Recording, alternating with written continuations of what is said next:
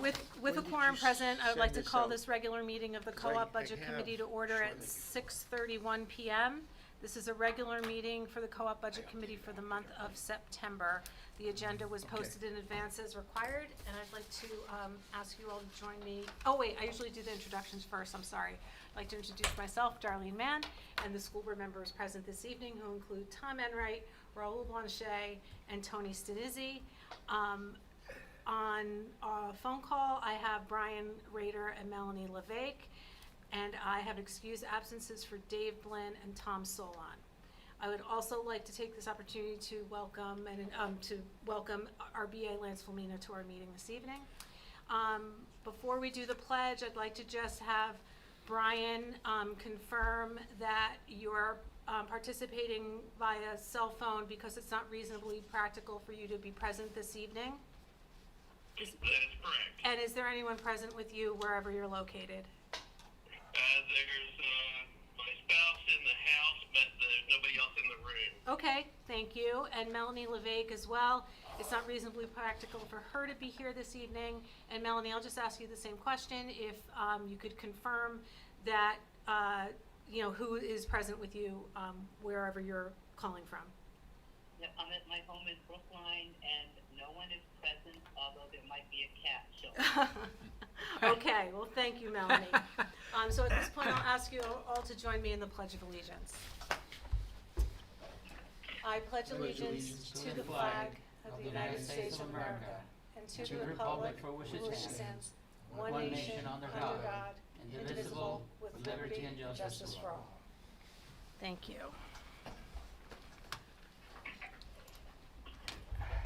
So, I'll ask at this point if there are agenda adjustments. Probably not. Oh, so we will, if Tom Solon, while I mentioned has an excused absence for this evening, he did mention he could possibly attend, might be a little bit later. So if so, we'll ask for his review of the last school board meeting. If not, I did share the link with everyone. It was a very policy-based meeting, and we'll kind of adjust that section of the agenda and save it an update for October.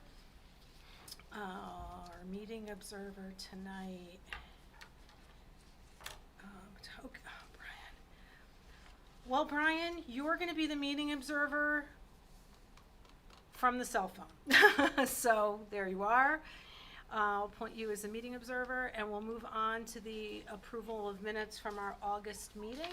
So I'll take a motion at this time, bring those meetings forward for approval. Move to approve. From Tom Enright, seconded by. No, I have a question. Okay. Yesterday I submitted changes to Yep. the draft meeting minutes. Were they shared back? I mean, did anybody have a chance to review the amended minutes? What were your? I do have a copy. Usually your minutes are, your adjustments are. Relatively minor. Yes. Is that the Yeah. case? Was that the case? Yeah, that was the case. Okay. So it should be, if we're gonna approve it, it should be as amended, if Yes. you accept the amended ones. Okay. I'll make, so we'll draw the So first I'll make a motion to approve the minutes as amended. I'll second. From Raul, seconded by Tom. Any questions, concerns, anything? Okay, seeing none. All those in favor, we do have to do roll call votes this evening because of having two members participating by phone. So Tom, Aye. Raul, Aye. Darlene votes yes. Hold on, I have to get my initials. Tony, Yes.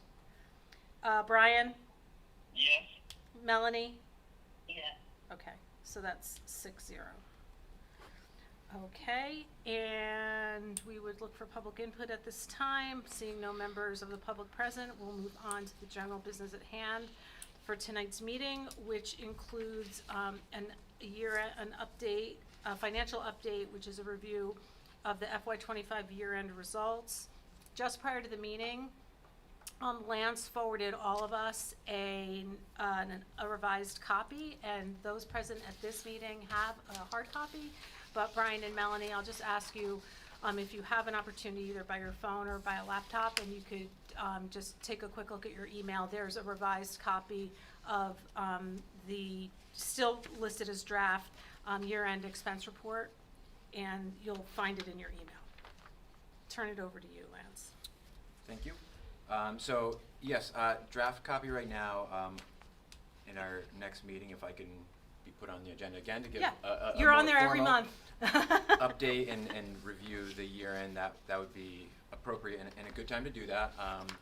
Confluence of being slightly shorthanded in the business office, a new business administrator, some illnesses and traveling have bumped this a little bit, but the big numbers should be good here with some adjustments. Thank you, Darlene, for making note of a few things when I sent you the first copy. But I can hit the highlights here. So the overarching take is revenues were higher than expected. So there is a balance there. Some notes of big items in the regular education. Hiring savings, fewer substitutes needed than anticipated, and also fewer lane changes were really the driving force behind that.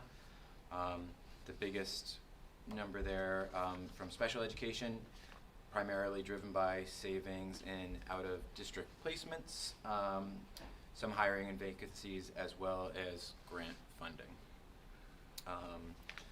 So throughout that, the general theme is some unfilled positions or savings on positions, or for the school board and SAU assessment, some contingency funds not being used. And again, we can dive more into details, but the revenue piece there should be accurate. What was adjusted from that first draft to the second draft was the transfers, and food service was reported out in a different spot, so it was a little bit misleading, so we moved that up there, and grants was not included there, which were two big items, and they're represented below as well. Right, so what happens with this, you know, the special revenue from grants and food service is that because they're in, you know, not, the expenses and the revenues aren't attributable to the general fund accounts themselves, but they are part of our budget in total. And for grants, kind of the ins equal the outs in any given year, with some sliding for reporting when we actually receive funds and things like that. So in most cases, in most cases, you know, revenue is going to equal expenses.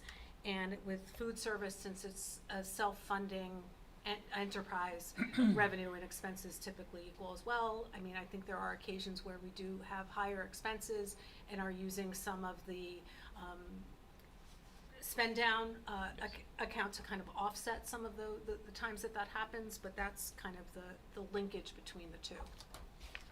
And I just noticed on the first version that it was surprisingly low, and that's why I just pointed it out to Lance in advance of the meeting. So I appreciate you turning this around pretty quickly to make that adjustment. Absolutely. But as you mentioned, it didn't really change the bottom line because we were still working to the audit approved unreserved fund balance. Correct. And filling in, you know, for those the maintenance trust, the retained fund balance and the contingency fund. And I would just like to verify, at some point in a board meeting, there was a motion to approve the retained fund balance at the higher level? Correct. Okay, good. Yes, and I can get the date on that. Yeah, that's fine, that's fine. I just looked quickly at the school board, the previous school board, and I didn't know what meeting that took place in, so I appreciate that. I can do that. Do you happen to have prior, back in, I think it was May, there was we had a kind of, it might have been actually April. We had a kind of a preliminary discussion, we had a discussion about the encumbrances that the board approved. And I think even to Kelly's surprise at the time, the board made a motion. Usually it's kind of an ongoing discussion, and as they get a little closer, they see availability of funds and might, you know, shift their decision-making or their motion on what they actually encumber and move forward on from the use of FY25 funds into FY26, because the projects kind of take a little longer to implement. And I just don't recall where we left off with those encumbrances, and if we ended up, if there was any change from what was approved in that early spring timeframe, if there was another action the board took, or if something came off the list or something like that. So if maybe for October, if you know now, great, but if not, we can follow up in October. with I that. can speak to it a little bit now, but confirm everything in October. So that was in May. I reviewed the minutes recently, and the proposal was voted on there. And it was, I believe, to encumber up to $250,000 for 3 listed projects, some ADA renovations at the middle school roof, and some science lab tables Oh, right. here as Yep. well. And they were moving up a roof section, you're right. Yes. Okay. So I have, Darlene? Yeah, 1 second, Melanie. Go ahead, Raul. Okay. no, let her go first. Okay, go ahead, Melanie. I have 3 questions, so I'll let, It's just a bit hard to hear Lynn. Oh, okay. Thank you. I'll just ask him to speak up. That And this was microphone not won't, connected to so if we could just raise the volume, that would be great. I appreciate that. Okay, go ahead, Raul. regarding Oh, the. so, I'm sorry, Melanie, if you didn't hear, Okay. the encumbrance items were for some ADA renovations, science tables, and a roof section for the middle school. Okay. I'm following along, yeah. Thank Okay, you. go ahead, Raul. So I basically have 3 questions. Number 1 is what it would be the expected net return to the taxpayers, given that we had increased revenue and therefore a larger amount for an unassigned fund balance. And the other 2 questions have to do with the food service bad debt, as well as the transfers in the expense report. Okay, 1 second. I'd like to acknowledge Tom Solon, arrived at our meeting at 6:42 PM. Tom, we have Brian and Melanie, participating by call tonight. Okay, So I can return with a more accurate number for the net return to taxpayers, but there will be a return. Part of that encumbrance piece was providing at least $200,000 available to return. That was with a much lower estimate of the fund balance, so it'll So be, we would expect a much larger amount to be returned to the taxpayers. yes, we right? expect a larger amount, yes. so, Do you have another copy? Yes. okay, go ahead.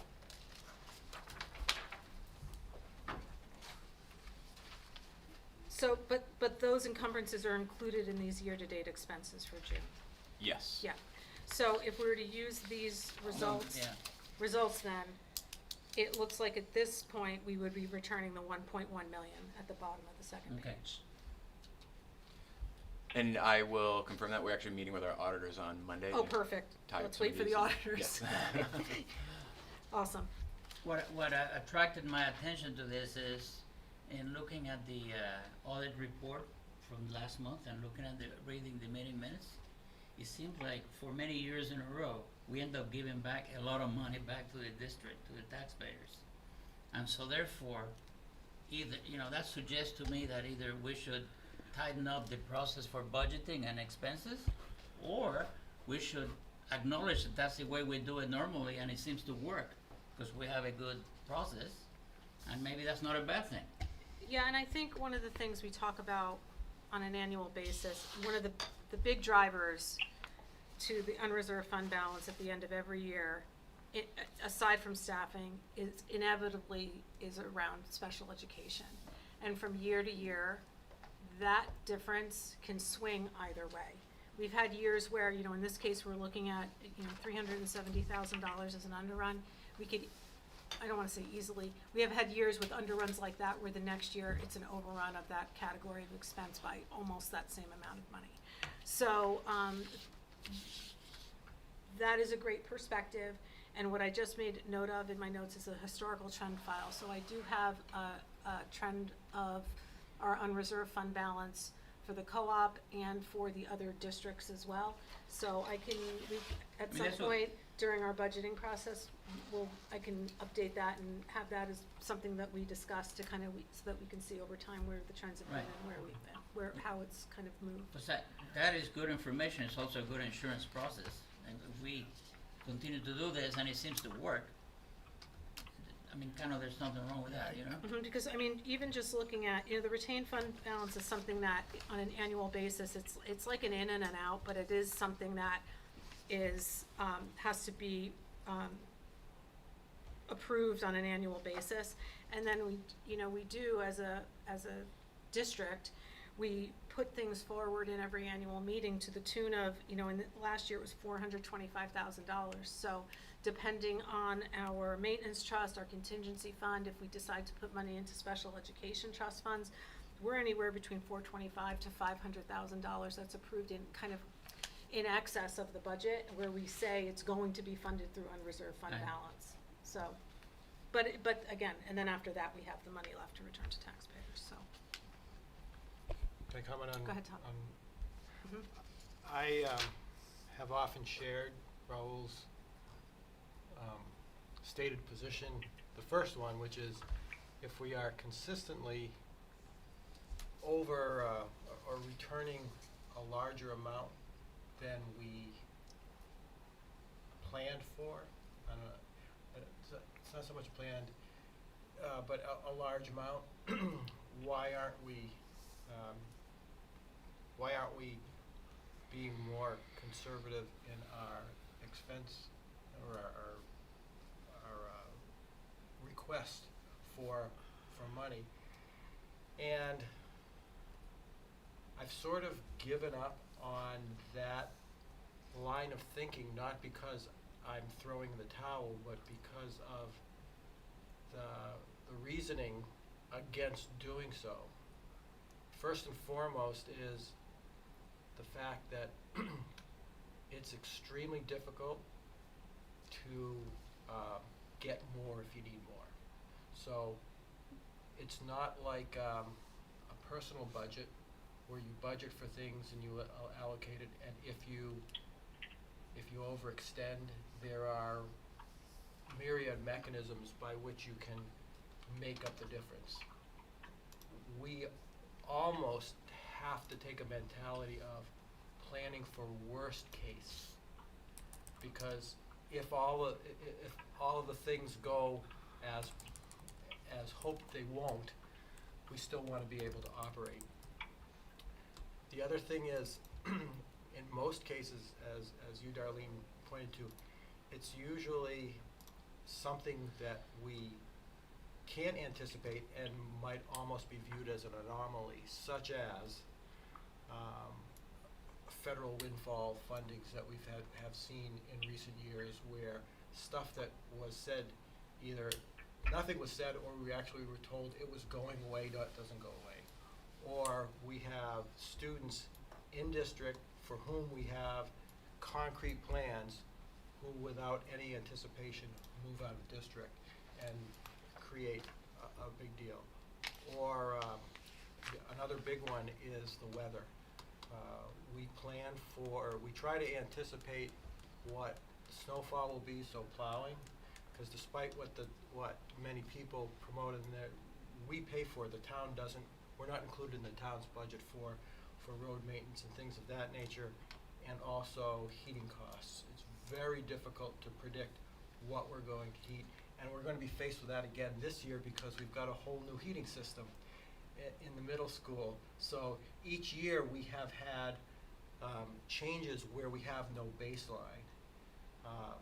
So I think that this committee as a whole does take a pretty conservative approach to budgeting. It's certainly more conservative than I think the school board would do on their own. I mean that because the school board is primarily focused on optimizing the educational experience for the students. Not that it ignores other things, but it doesn't have the same level of balance that this committee does.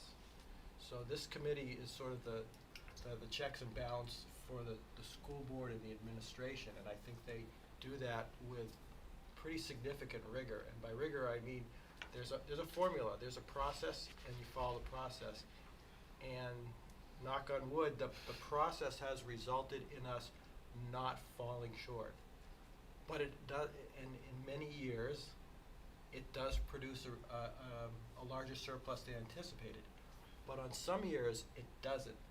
And those are the years that we have to keep in mind, because we can't go for the average. We have to allow for the worst case, unless we're willing to look at things like a school shutdown or some other catastrophic type of action. So you plan for the worst case, you hope for the best, and because it's unlike the SAU, it's year to year. We roll it over every year. So If I roll it over, you mean return it to the taxpayer? yeah, but I mean that money comes back, and so each year, if you have a large balance each year, the tax impact is relatively steady. What you don't want to do is one year decide to do something completely anomalous, return a whole bunch of money, bring it to a bare bones, and then the next year be caught short. Right, and that's even one of the, when you spoke, Tom, about the kind of conservative nature of how we budget, and part of that process includes the review of revenue. And while we have, and we'll address the unreserved fund balance and the history of it, but what we also very conservatively do when, and sometimes as we're calculating tax impacts and looking at, the potential impact a budget can have, we really still rely on a very conservative unreserved fund balance that we return to the taxpayer. So in most years, it's in the $200,000 to $250,000 range. So what that does when we go to March meeting is really, because there are so many other factors that we, have to wait for, we really are giving the worst case scenario to the legislative body. Tom, both Toms have been doing this for a really long time. Raul and I have been here doing this for a long time. And thankfully, I can say that every single budget we put forward, the tax impact has always been less than what we anticipated it being. And that's due to a lot of factors, valuations, finishing the year, encumbrance levels, things like that. There's so many contributing factors, changes to adequacy formulas and legislative changes that impact what we have to cover and pay for as a district. But, we do tend to be conservative and, really are still trying to put the best thing out there because, Tom, as you said, we can't miss. So I'll just take a moment to say that this, about a circumstance that just came to my attention today, has nothing to do with this district or SAU 41 at all. But when you talk about, the need for a retained fund balance, why do districts have it, the fact that you have to, budget and just absorb the costs that come your way, due to some legislative changes and some impacts that, not Health Trust, but School Cares, which is another major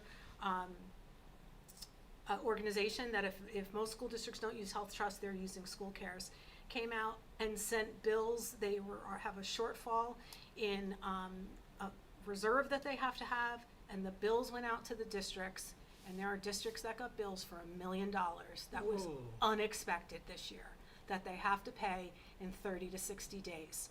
So things like that happen, and it makes, as a budget committee member, say, really glad there's a retained fund balance, because we try to say, let's keep that retained fund balance because you don't know, and the response is, oh, we have insurance, we have this, we have that, why do you need those contingencies? You know what?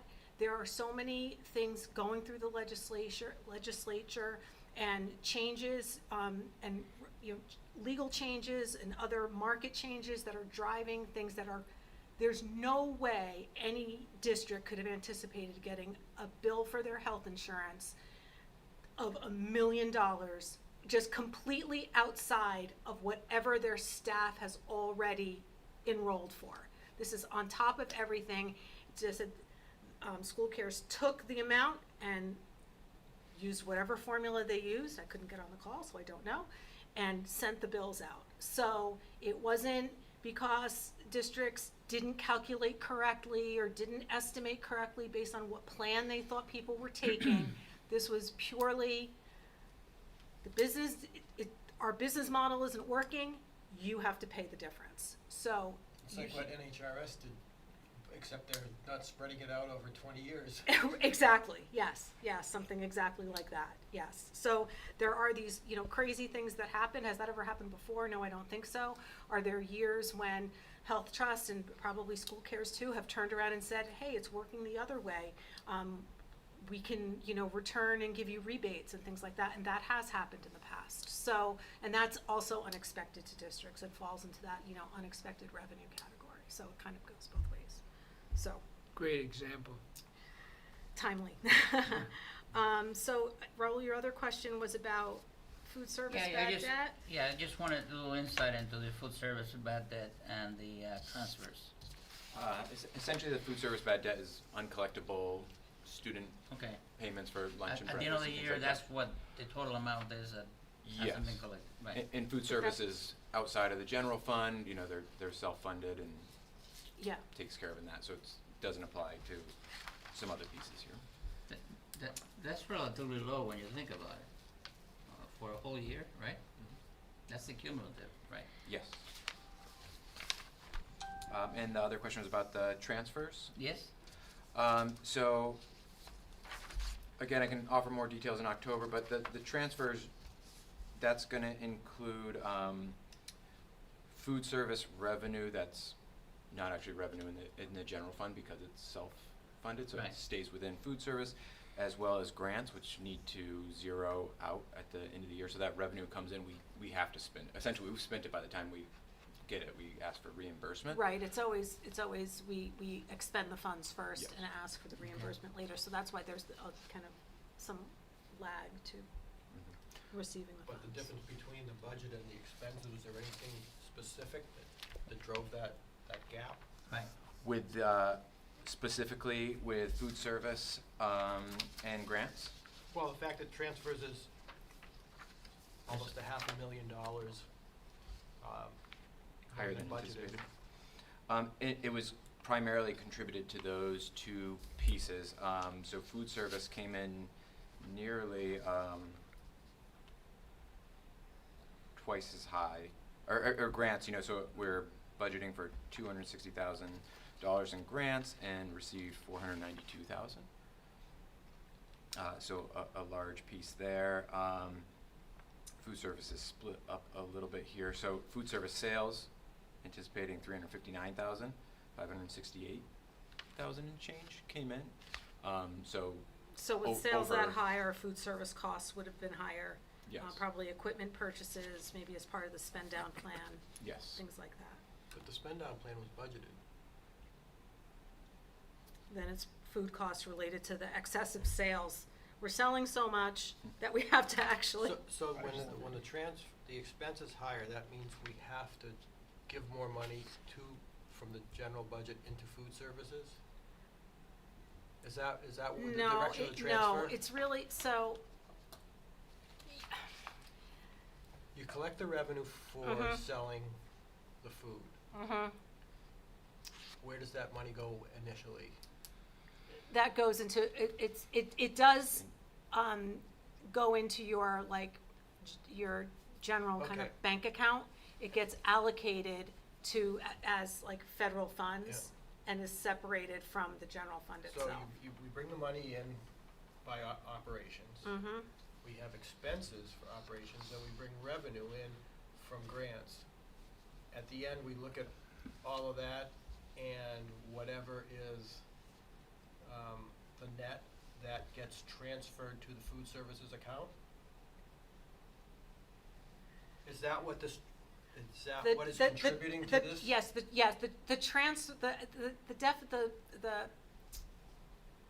descriptor of transfers is addressing those things where there's that direct revenue offset really outside of the general fund. That's what it's really intended to explain.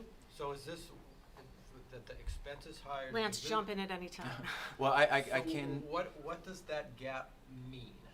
It means that we took in It means less we. money relative to relative No, to it means we expenses? took in more money because there were more expenses related to grants. We were probably approved for more grants than we thought, or maybe the grants we normally get were for a higher amount that we anticipated. So it's a negative expense, i.e. it's a net, it's almost a revenue? I mean, in the sense that the $474,000 is You're over. money we did not have to spend that we thought we were gonna have to spend? We thought we were gonna spend 960,000, we spent 1.4 million. So we spent more, Yeah, but on the revenue side, we got more revenue as the offset. So that $500,000 offset, so is partially accounted for by the 209, and the $210,000 230, yeah. and which one, the 232? Can I recommend that for future reference, we take that transfers bucket and we break it up into its pieces? So Well, that we the can whole, do we, it. we do break it up in our the detailed budget we received, as all of these descriptions are essentially function codes. So the transfers include, so those- all of these include, this is a 1,000 So line these are budget. official nomenclatures that cannot be changed. Correct. And every piece of this has detail behind it. But you know what I this is mean? I what mean, our- and most of these, if with the exception of that one, it's obvious what they are. Uh-huh. Except that one is Well, but there are, suggested but it's a there are, bucket of Well, different but there are a things. lot No, of, 'cause there are a lot of transportation, some of it components is to it. buses, some of it is vans, some of it is Yeah, cars. leases, some of it- gas. I'm in the there car are- aficionado, so that's not. It- That's I okay with think me. what's missing, Lance, just as an FYI, normally when this is handed out, something is handed out as a sheet of definitions along with it. Okay. Yeah, and that, I think we had that in online. Yeah, but I'm just Yeah, saying, yeah. when it comes to us, there's usually an extra page that just says, these are the components of the Yeah. major components of transfers, these are the major components of anything that's not intuitively obvious by Yeah, the right. description.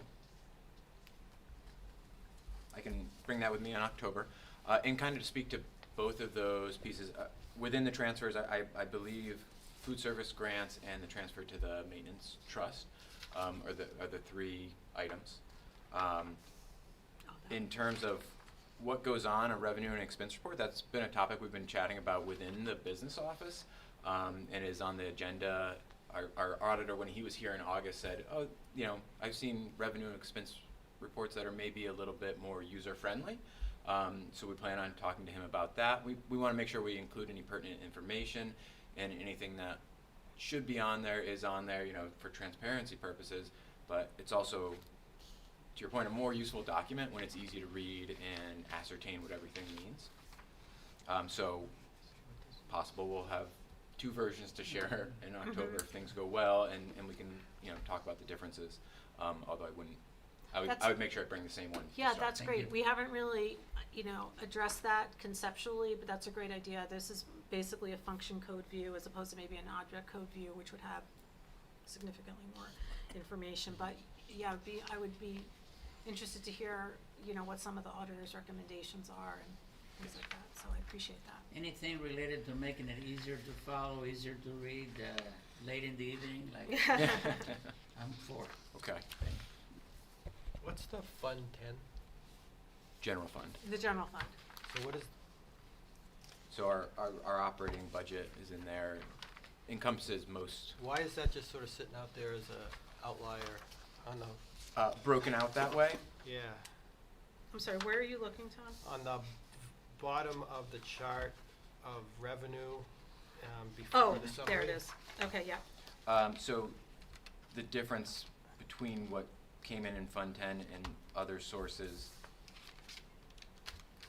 has to be treated differently. Any piece that's going to be in the fund balance would have to come from Fund 10.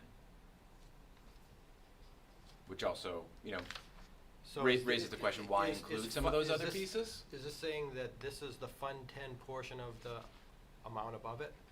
Yes. Okay, Yes. that was, Yeah. I guess that was. Yes, which gets to that point about, I appreciate the facilities piece too, but it gets to that point about, the grant funding and the food service pieces, because you can see,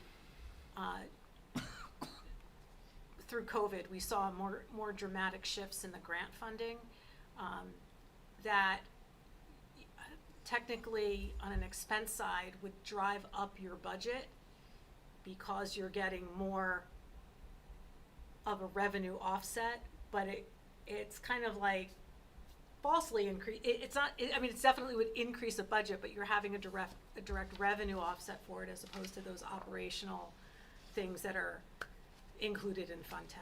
Okay, Which it's was- time for a further yeah, discussion. which was similar to the conversation we had about food service at our last meeting. Right, right. If when we raise that estimate, it has a budgetary impact, even though it doesn't have a dollars impact in the same way. Exactly, and that impact. Okay, great. So I'm seeing no other questions about results. Thank you, Lance, appreciate that, and we'll look forward to the update in October, in addition to some budget information. So the next topic on our agenda was a review of the current professional staff contract. This came up as an agenda topic in the spring when we talk about, things we'd like to focus on, and Tom Enright had the recommendation to review the contract. I think it's something we haven't really done in detail in a long time, and it is an off contract year. So rather than being kind of, under the gun of, and timelines and deadlines and things like that, and really having to rush through a review of it, it's good to look at it in an off year and have everybody kind of be comfortable with some of the elements, and maybe spend a little more time throughout this year, not just at this meeting, to talking about things that are important, things we should just direct our attention to, maybe look at different sources of data for comparative points to be able to make recommendations or put some ideas forward. Does that about cover it, Tom? Yeah, I would if you want me to express it slightly differently. but- Sure, I would love you to. Okay, well, the biggest cost item that we have in our district is the teacher contract, or all of the contracts. And typically, our involvement is, after a contract is negotiated confidentially, then we have about 10 minutes to react to it. And I don't think that's a very effective way to contribute. So my thought is that that we do it this way, that we look at in an off year, in this case the teacher contract. Where I would differ is I would pick one or two specific items, and I'm going to offer one tonight, but there could be several. But if we get too many, I think we're going to lose our effectiveness, and just lose ourselves, period. So while I totally acknowledge that it's the school board that negotiates the contract, my belief is that they have the ability to invite our opinion in, just like the teachers union has their outside representatives, and the school board often has an attorney. And we need to, of course, have a confidentiality factor, but we can be invited into this process. Now, if the school board gets their back up and says, we really don't want to hear from you, I would back off, because I'm not looking for an argument here. I'm actually, I'm believing that we have more time than the school board does to talk through one or two items and at least offer an opinion, and I would leave it at that.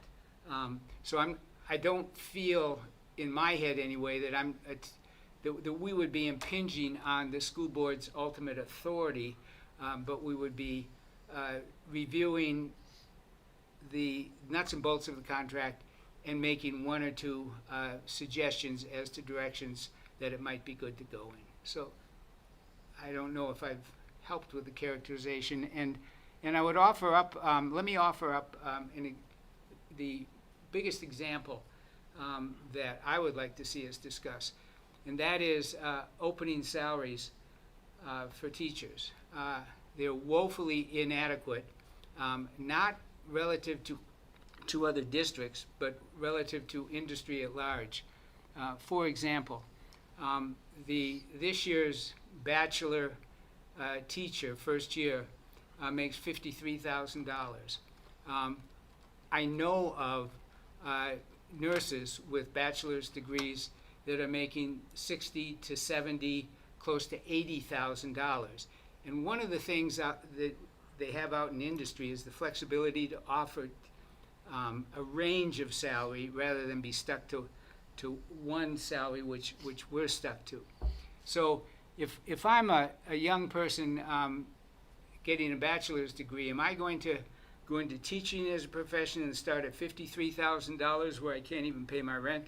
Or am I going to get into nursing where I can start at 60 to 80 and very quickly go to 100?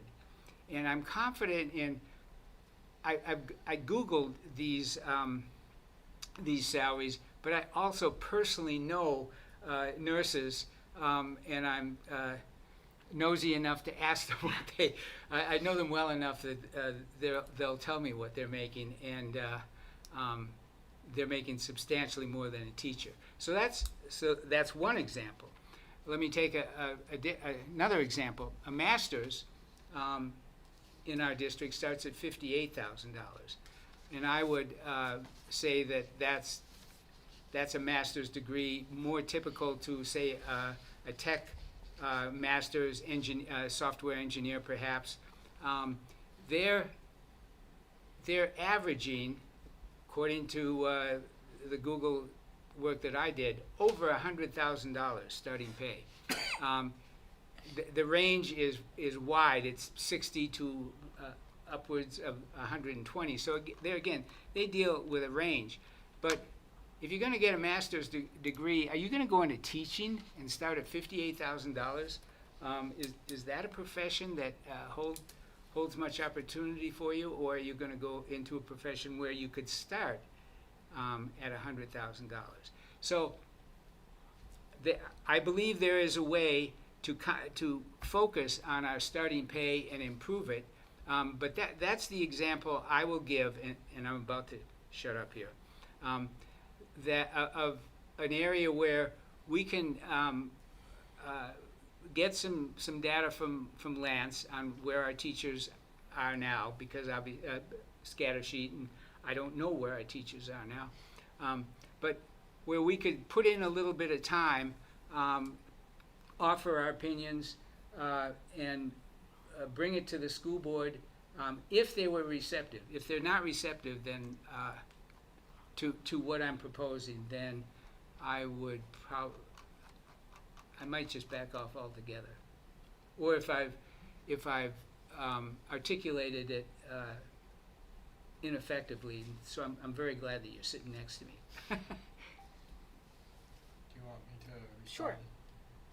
I guess first I would say that I believe that the school board as a whole is receptive to input from a variety of sources, and from the budget committee as a whole. I will say that the majority of the school board is probably at least as outside the process as the budget committee is, just because of the nature of the way negotiations take place, and you've participated in that, the amount of detail that transfers from hours of negotiation to a 20 or 30 minute non-public session with the school board. It doesn't bring a lot of understanding, but that doesn't mean that's the way we would like it to be. That's just sort of the reality of the schedule. I think that the questions and concerns that Tom has expressed are valid, and that a discussion of what are the benchmarks, how are the decisions reached, and what is the appropriate action to consider as a result. These are all valuable things. My thought is that it would be better to do it in a context of a conversation that might be protected by negotiation strategy protections, and therefore probably not involve the full school board and therefore not have a quorum. And perhaps the same sort of situation for the budget committee, so that some representatives that are confident that we could have a meeting that's legal, but is also can be done in a non-public environment, because this is a strategic discussion and would be harmful to effective negotiation. Totally agree. It should be in confidence, absolutely. Yeah. So, I think it would be a great discussion. The reality of it is, I wish it's a discussion that could be had in public, because there is this cloak of secrecy around the process that really builds distrust in the process. But unfortunately, the laws around, I don't know, what's it called? Collective bargaining? Huh? Collective bargaining? Collective bargaining are so strict and restrictive that that I don't see an out. But as a past member of the negotiating team for the last several contracts, I can speak for myself and say I would welcome the opportunity to have a conversation such as the one that Tom describes. Go ahead, Roland. What I was gonna say is, years ago, I remember prior to one of these negotiations, the budget committee had a discussion about what recommendations we could make in terms of things we look forward to in terms of the new contract. And so we took the assignment to review the contract. Collectively, we put together our comments, and we created an executive level type set of recommendations that said these are areas where we think you should consider, and we left it at that. In other words, we tried to find the balance to make it public, but at the same time not necessarily dive too deeply into sensitive topics. We certainly don't want to come across as trying to do something under the table or kind of hidden because they're sensitive topics. There's a way of doing this. And so what I was going to recommend is, maybe what we should do collectively is, over the next several months, to give it that we're in an off year, let's review the contract, let's get together, let's highlight areas where we think we could make suggestions, and then create a summary, and then provide that. That has been done in the past, and it has been received by the committee, by the negotiation team. The problem with that is it's one-sided, and the negotiating team or the school board cannot provide a rebuttal or enter into a discussion. We'll need to talk to our attorney to find out if we're permitted, and I hope we are, but I would want to find out. But the thing is, if you do it in the process that you've described, I can't contribute, I can't respond. Some of the things that Tom just brought up, I would love to dig into it and give him the insight and perspective that the negotiating team has on these exact topics, but I can't in this environment. Well, for the example he provided, the issue is that there's a lack of flexibility in the negotiating process regarding starting salary, because you don't seem to be hiring a lot of good prospects. So for example, I don't think that's the point he was making. No, but the issue here is the salaries are too low to start. So, regardless of what the salaries are, maybe the proposal is to add flexibility into the negotiating process with a new prospect. No, the issue is it's a contract as opposed to it being a one-on-one. We can't hire an individual teacher at a salary based on anything but their number of years experience and their credentials. we're tied to it by a published It's document. a public But it- contract, not a private business. But if, I don't wanna get into the how, for example, in this example, but if the challenge is you have a hard time hiring, then the answer is find a way to make it happen. So when you're negotiating in your contract, you think about that topic. Why are you saying we're having a hard time hiring? I mean, I'm just, that's an example, I'm not saying we are aware.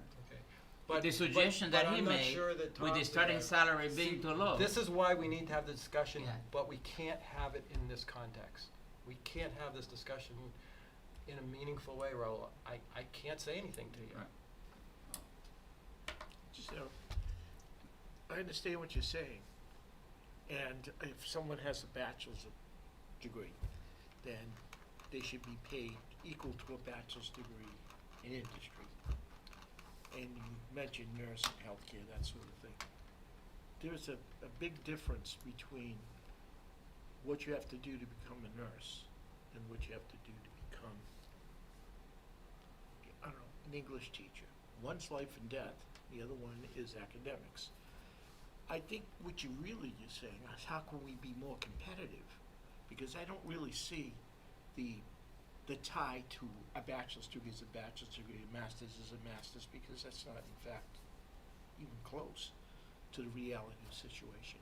And I do see that in healthcare, a registered nurse gets paid more than a non-registered nurse, and they have to take tests for that. Then there's continuing education.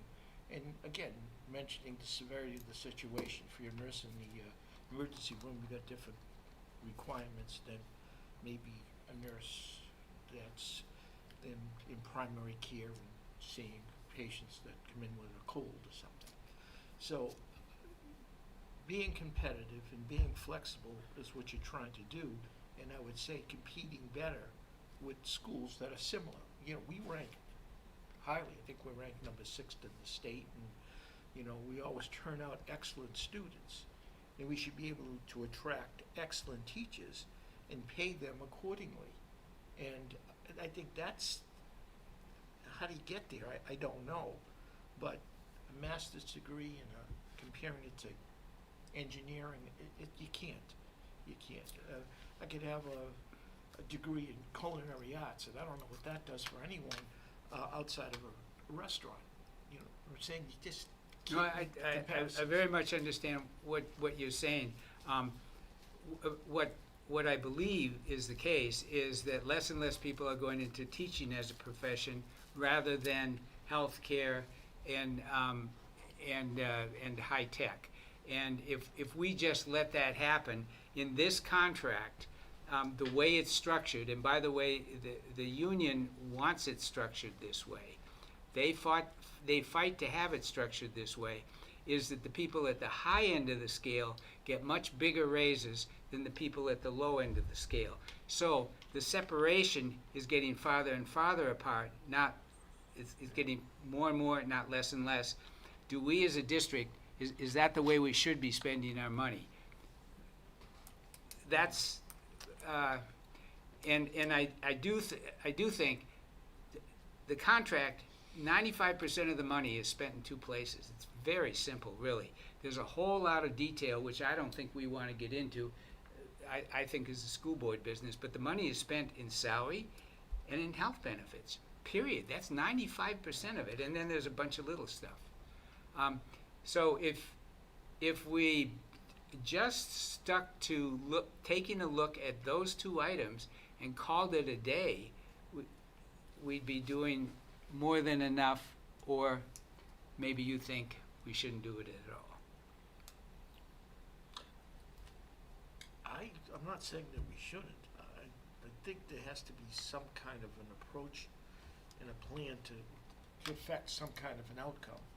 And if you don't think we can change the hearts and minds of people that are making these decisions, I mean, because I think that's where it is. The organization that's making these decisions are the people that have been in the schools the longest, so why wouldn't they favor paying people like themselves the most? Sure they would, but we can have the debate as to whether or not, from a taxpayer point of view, that we're getting we're getting our full bang for our buck that way. And I don't want to get into the weeds here. No, I agree with you. I mean, I can. One thing I'll say about this school board is I know of at least two people that are very accomplished in negotiating. Tom's one of them, and Rob Mann's the other one. And maybe there are others, but I know of those two. So there are people on this school board who know what they're doing, and that's a rarity, first of all. But I think we could contribute to the conversation. I'm done. If people really think we're out of bounds here, I'll let it go. But I don't think you're out of bounds at all, Tom, and I think you, both Toms, have raised excellent points about how we should be looking at data, providing input, but I also understand the position Tom Solon sees himself in as not being able to necessarily contribute because of the issues related to strategy and information sharing and the process itself. So I think maybe we could start at least by looking at the staff census, understanding the community that is, within this contract, and maybe doing some comparisons to other districts, and maybe just start talking about maybe, the potential for more flexible language. I mean, I don't know how the superintendent considers people moving from industry into, onto the step table, to become teachers if they haven't ever been an educator. We're certainly not putting them on the first step, and kind of how things like that, and maybe just understanding a little bit of the philosophy. Well, it's just again, it's an assumption on my part. The language does say you start at but I personally would have a hard time believing someone who's been in industry, working in industry for a significant amount of time.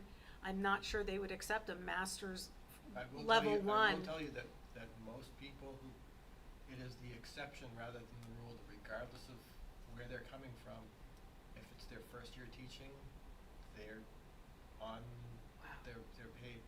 Now, many of them come through with credentials. Yeah. So they may not be coming in as a bachelor's, but I can tell you right off the bat, public schools in particular, I haven't seen the tables for private schools, but I've mainly looked at New Hampshire and neighboring communities in Massachusetts, because that's who we consider to be the same market.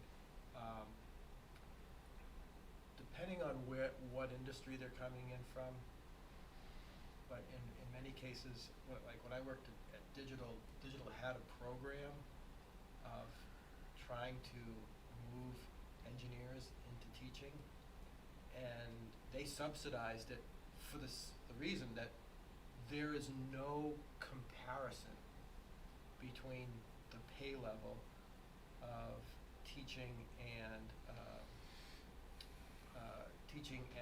particularly high tech. I don't know, Lance, you can probably speak personally because you've made the transition between teaching and industry,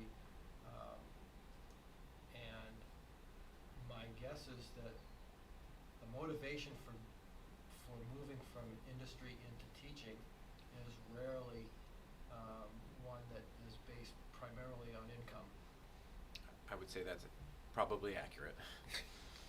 I mean, a lot of times it's lifestyle, it's personal preference, it's rewards. That's why you often see people making the transition late in their career when they have established a level of financial security.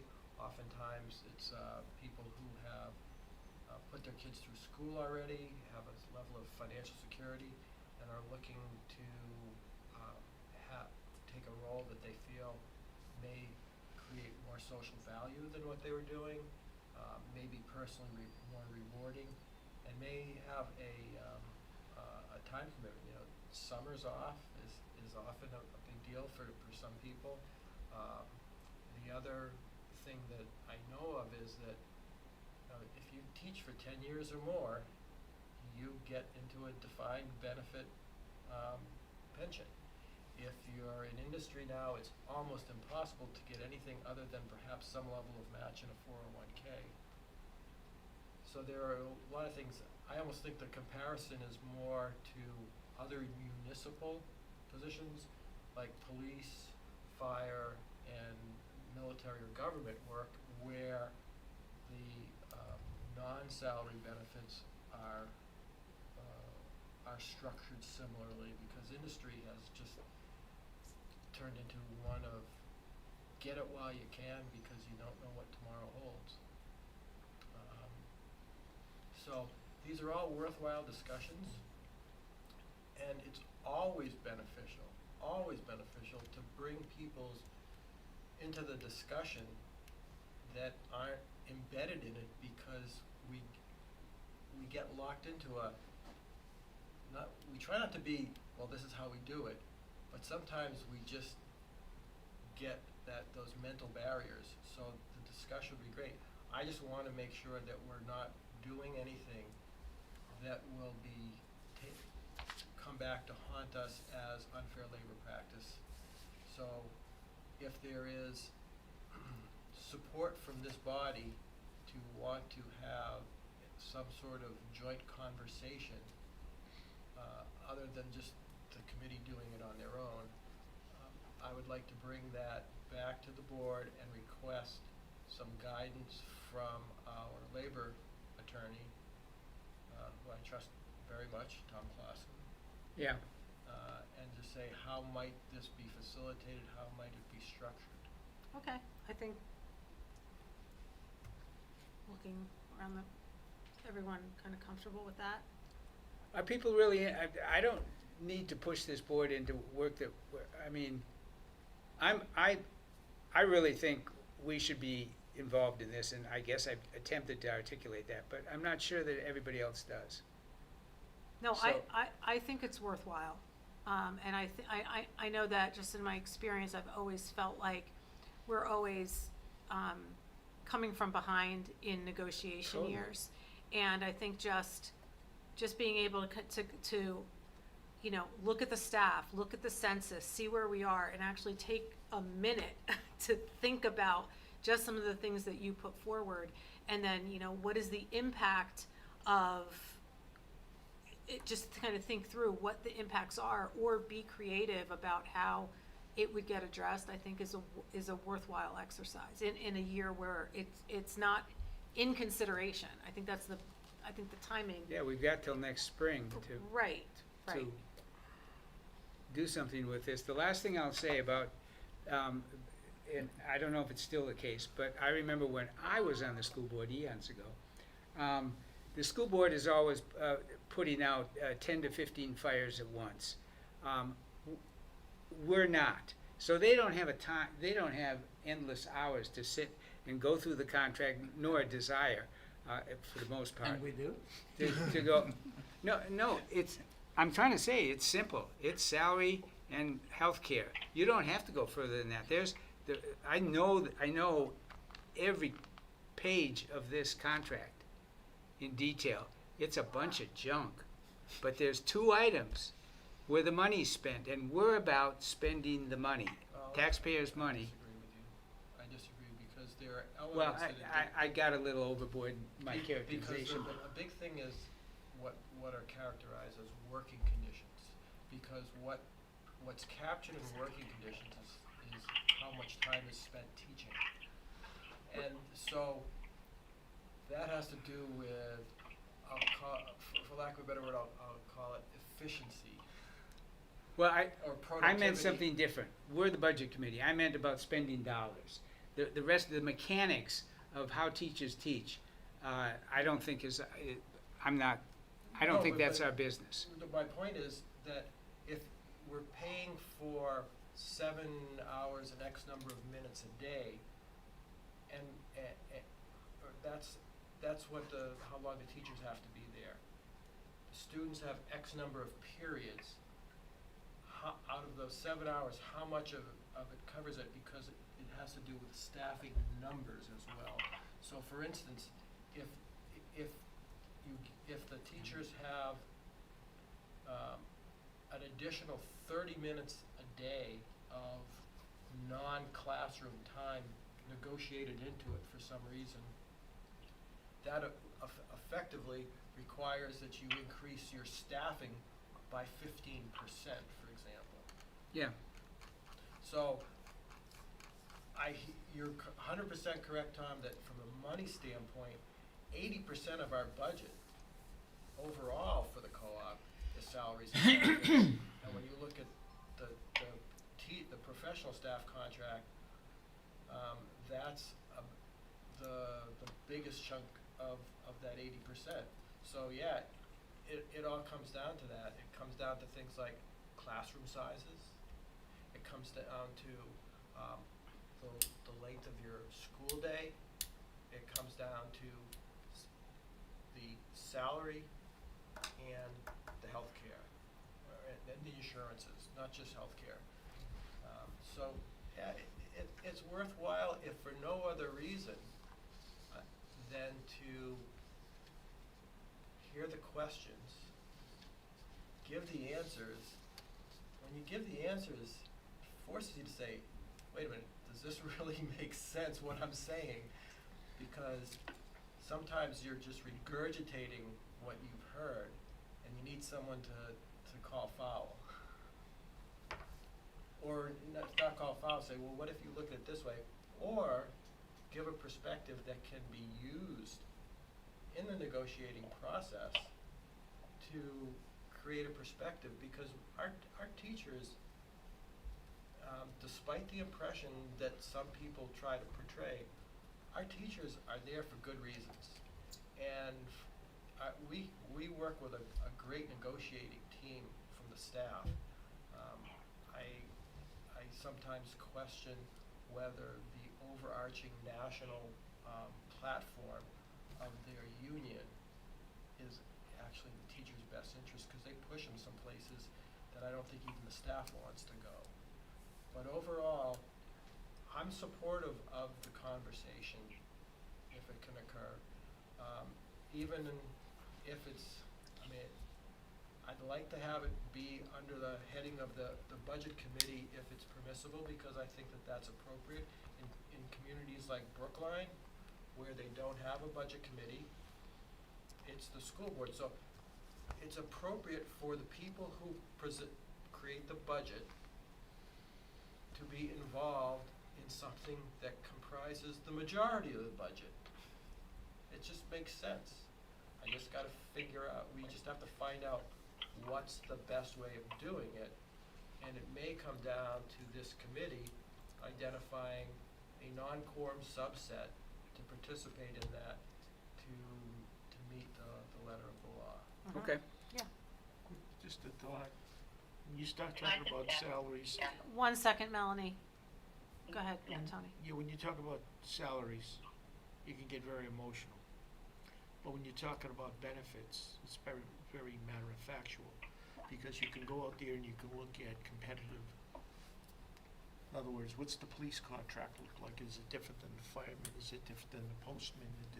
Where's the differences there? Can we join in on the policeman's benefit package? Is there some economies of scale in doing something like that? And I don't think too many people would get too emotional if all we're doing is finding mechanisms to save money and give it either better or equal to in terms of, benefits. Yep. So it's all appropriate for the discussion. Okay, Melanie? Yes, hi. It's a very good conversation. Having been on the school board, I understand the confidentiality of the information that that is being reviewed. I know I was not on the committee for determining salaries, so I did not know anything about it until after it was completed, all the negotiations. So even on the school board, some of us are on the outside of that process. However, only having like 10 minutes a contract, or not a contract, but the budget, it doesn't really seem right. It doesn't seem like we're really utilizing the function of this committee and board. So it would be great if we could find some kind of a happy medium, and even a post-mortem on the last budget, and having conversations like we're having right now can inform people on the next budget, can also inform us as to what the guidelines are. Some of these things we cannot change, we cannot really input on, but it helps our understanding, and we can inform the folks on the school board what concerns we might have. And then maybe in the future there may be a way to incorporate someone from the budget committee. I don't know if that's not appropriate per the guidelines or the bylaws of the committee, but that's my input. Thank you. I just am confused on the lack of transparency, it seems, in these meetings and negotiations, because I thought every committee in every state, every city, municipality has to have minutes, has to have details. This is not a subcommittee or a meeting. This is a negotiation session which has its own set of rules, and we are prohibited from publicizing anything until either a contract is ratified or an impasse is declared. So let me ask you on that point, and I'm gonna make the analogy of security clearances. What organization is the one that submits the form that says you must sign here, like a non-disclosure agreement? Is it the negotiating organization on the other side, or is it the school? It's the school board a representative of the school board has to sign, and a representative of the whichever negotiating body it is. So in this case, it's the professional staff has to sign. So what is the? There's a set of rules that we agree to before we start negotiations. So both sides have agreed to do this, and they both signed non-disclosure agreements. There is It's no not a law non- at the state level, local level, or No, there is. There is. There's labor law. Yes. Okay. And that's the foundation for the agreement that they sign. It is a negotiated agreement, but there's a specific body of labor law which Thomas has started to articulate about how you negotiate and what you can and can't do. And So that's one of the Tom- reasons and- we have legal representation. And that's in why, cases. Tom Clausen, that's what he knows. Okay. Can we move on to the next topic, Yeah, please? yes. Yeah. Thank Yes, you, we Tom. can. So do you want me to bring this back to the board as such? Yes, Okay. that would be great. And I can reach out to Tom Clausen in advance so that information is available when I bring it forth. Okay, great. Tom, you're next on the agenda with the school board update from the last school board meeting. Any topics to share, information, perspectives? We're doing a lot of policy work right now, trying to catch up with all of the new legislation that took place over the summer. Most of it has been covered better by you than we've gotten into. One thing that's interesting, we've talked about communications in the past here, about how do we get things going, and something that's being done new is that both schools and the co-op now have Instagram accounts, which are being used, my understanding is primarily to publicize and promote positive, to let people know of things that are going on. I am not personally an Instagram user, so I don't know how that would be best accomplished, but if this group wants to be at all involved in trying to get any promotional things done in that context, the building administrators are the, not The moderator, owners. what's the word for, is it the moderator or the owners, or they're the ones who are doing the postings for the individual schools. Okay. The other thing that came up is this Hollis CEAC Capital Expenditure Advisory Committee, of which Rob Ann is the school board member of that, and Tony is our representative for, Tony is, okay. this Rob committee. Man is everywhere. And it was presented to us, and I was probably the most vocal member who expressed concerns about it, but one of the things that worries me about the structure is that it is a one-directional conduit of information. Whereas in the past, communication about what's going on in the schools was primarily accomplished through a conversation between SAU administration, usually the superintendent, and select boards throughout the community and other groups. This committee seems to be collecting information, but it's not clear that the reciprocal communication mechanism remains to communicate to the SAU and to the districts as to what the towns are doing. So, Who formed this committee? I The don't know. towns?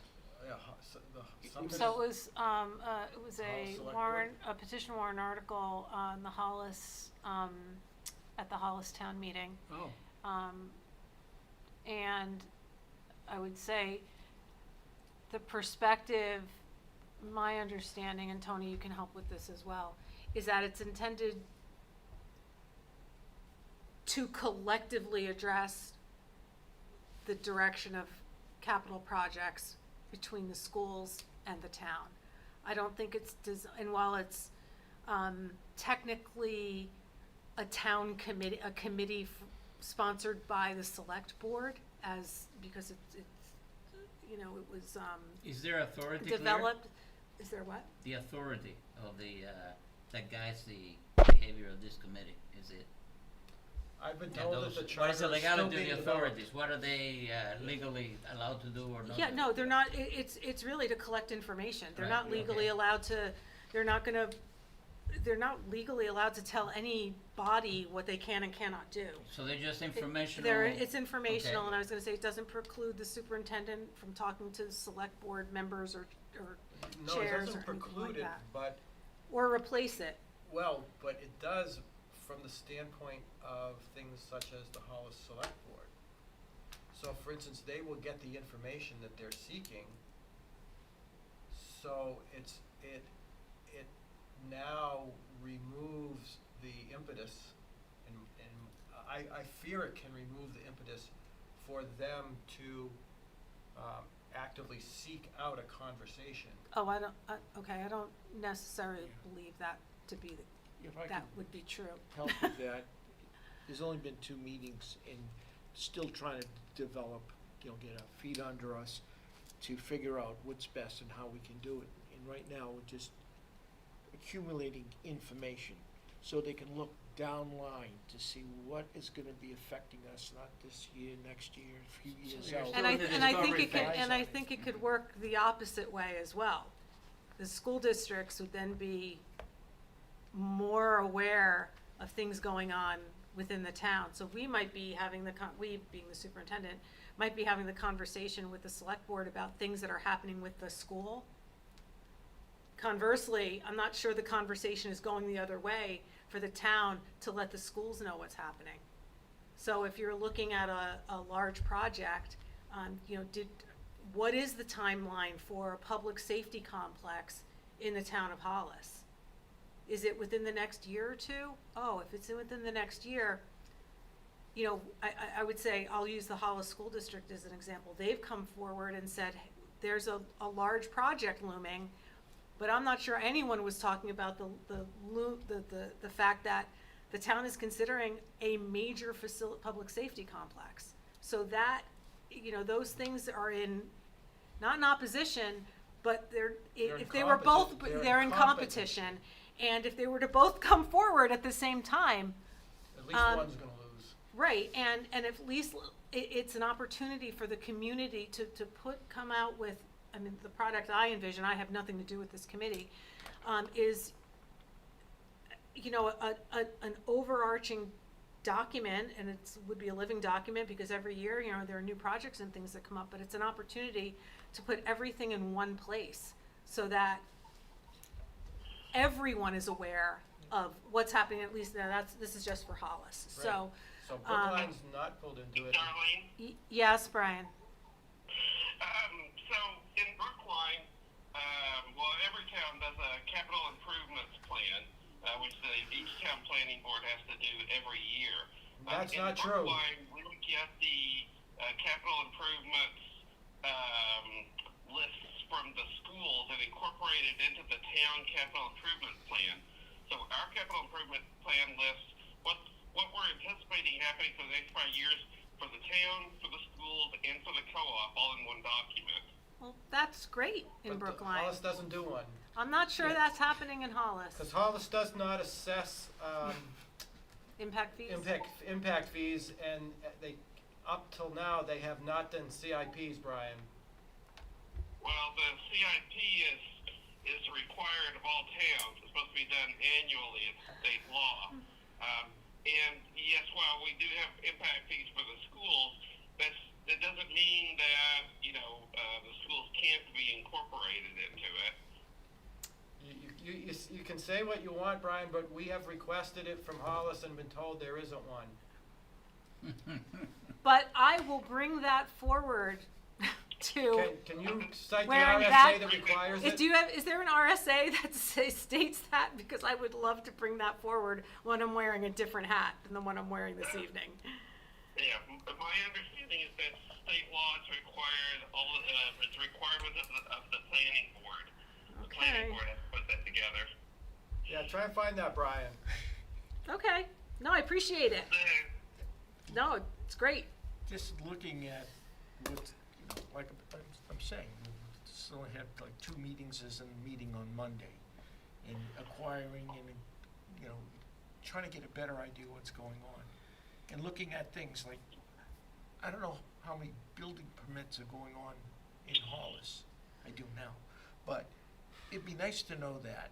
In what kind of housing? Is it housing for the elderly, or is it $1 million mansions, you know, 4 bedrooms type of thing?